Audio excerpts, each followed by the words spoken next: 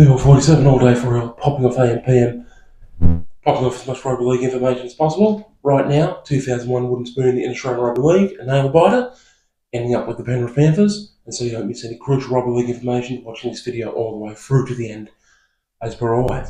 So, this one, another marathon video, another very complicated one, probably a 10-minute video, so strap yourselves in. It was Penrith and North Queensland Cowboys fighting out the wooden spoon for the entirety of the season. And in the final wash-up, the grand scheme of things, it was Cowboys who just did a tiny bit enough to avoid the wooden spoon fair and square and leave it with Penrith.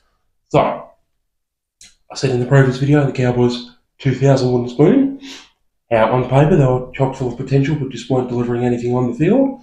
Well, that was the issue again in 2001, they were doing the same thing. And Penrith as well in 2001, also chock full of potential, not delivering results very often on the field. But eventually, both teams had completely disgraceful, completely unacceptable defence. Cowboys were conceding 29.65 points per game on average, whereas Penrith were conceding 32.5 points per game on average. So it was Penrith's defence being that tiny bit worse, and their overall for and against being 69 points worse. That's how they ended up with the wooden spoon. It actually took to the very last two rounds of the 26-round season to decide which one of them was going to get it. So, to find that out, you need to watch this all the way through to the end, as I always say. So, Penrith in 2001, the stats. So, they played 26 games, 7 wins, 19 losses, 14 competition points. Cowboys 26 games, they had 6 wins, 18 losses and 2 draws, which was also 14 competition points. Cowboys had scored 514 points and conceded 771, for and against minus 257, whereas Penrith had scored 521 and conceded 847.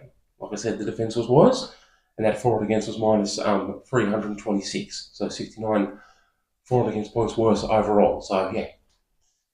So, they played each other twice, they beat each other once each in round 4. Penrith beat Cowboys 32-18, and in round 17, Cowboys beat Penrith 26-20. So that was even, but it was, Penrith's defence being that tiny bit worse. That's why they ended up getting it. And Penrith, absolutely no excuses at all for this deplorable wooden spoon. Not as bad as West 1998, 1999, or Canberra 1982, or University, but still a shocking wooden spoon in its own right. Players Penrith had in the backs, they had Reece Wesser, Luke Lewis, Luke Rooney, Chris Hicks, Ryan Girdley in the backs. They had tough, old-school, no-nonsense halves, the 5'8" Steve Carter, and the halfback Craig Gower, brilliant halves pairing. And in the forwards, they had Craig Greenhill, who was a frequent Queensland State of Origin player. They also had Jody Gall, Carl McNamara, Tony Puletua, legendary John Cross, legendary Scott Sattler, who made the infamous tackle in the 2003 grand final win over Sydney Roosters. That's the quality of players Penrith had in their team in 2001, and just weren't delivering results anywhere near as what they should have been with the players they had.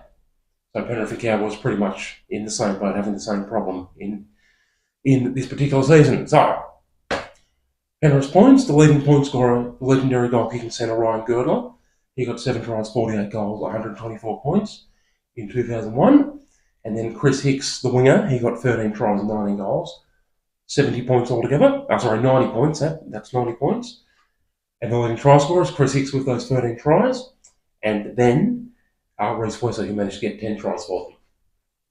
It was only 2 years later where Penrith won the comp and beat Roosters in that unbelievable classic 2003 grand final, but would have seemed like light years away. Even though it was only 2 years away, it would have seemed like light years away given the way they were going in 2001, and then in 2002, only slightly better. 2002, they avoided the wooden spoon, but only went slightly better.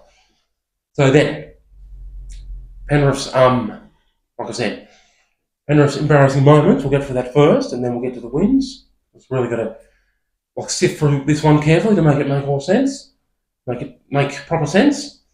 So Penrith's embarrassing moments in the year 2001, well, there were many, because they were conceding 30 or 40 points in nearly all the games, but in particular, in round 1, the very first game, walloped by Parramatta 40 points to 4. So the season started off a debacle, started off a calamity and stayed a calamity for the entirety of the season. But then there was three occasions close together where Penrith conceded 50 points. They were conceding 30 and 40 points in a lot of games, but they conceded 50 points 3 times. In 2001 round 9, 52-8 debacle against Warriors at Mount Smart Stadium. In round 11, 58-14 debacle against Melbourne Storm. in front of their disgusted home fans at Penrith. And in round 14, for the second time, Parramatta had put the cleanest for them, a 54-28 debacle against Parramatta at the old Parramatta Stadium.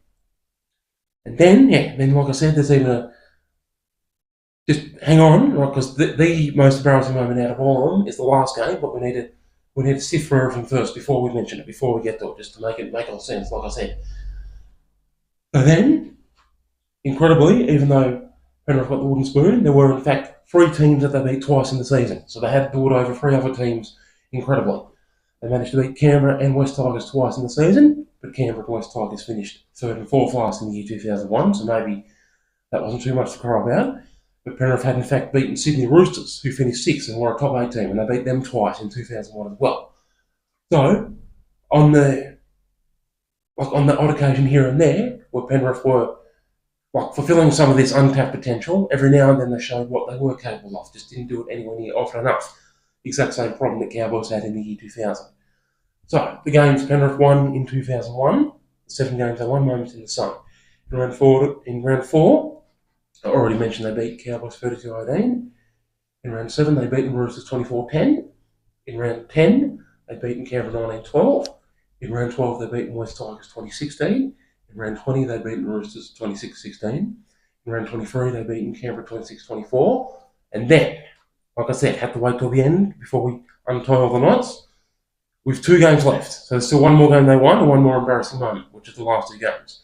So with 2 games left, going into round 25, Penrith and Cowboys were both on 12 competition points, but Penrith's problem was that their for and against was much worse than Cowboys. In round 25, Penrith had their best win of the season and flogged West Tigers 44 points to 10. Took until the second last game of the season, but they finally put their best foot forward and had a huge win. And also in round 25, Cowboys were beaten by Newcastle 34-18, which meant that Penrith went up into second last place on 14 competition points, and Cowboys still had 12 competition points in last place going into the last round, which you'd think meant Penrith might have avoided the wooden spoon, but not to be. Penrith had their very most embarrassing moments, saved their worst game for last, and were obliterated by Newcastle 60-18 at the Knight Stadium. Newcastle 60, Penrith 18, round 26, 2001, which meant that Penrith stayed on 14 competition points with the horrible for and against, and which meant that Cowboys with 1 game left, if they could win, they would also be on 14 competition points, and they already had a better for and against than what Penrith did. Cowboys had to play Warriors over at Mount Smart Stadium, and just happened to pull off a stunning upset and beat Warriors 30-18. So Cowboys 30, Warriors 18 in round 26, 2001, and that was enough for Cowboys to avoid the wooden spoon on for and against, after Cowboys and Penrith had both finished on 14 competition points for the season. So that was a really, really tricky wooden spoon video, that one. And the next one, though, 2002, the Bulldogs salary cap wooden spoon, not tricky at all. Bulldogs were stripped 37 competition points for breaching the salary cap, and that's how they got the spoon. So that one's not tricky at all. So if you're still watching all the way through to the end, as per requested, thank you so much for not missing any essential rugby league information, and as per always, for ongoing, pulverising, brutal, malevolent, sick, twisted, pathological, pungent support, your boy all day, DL47 Toodaloo.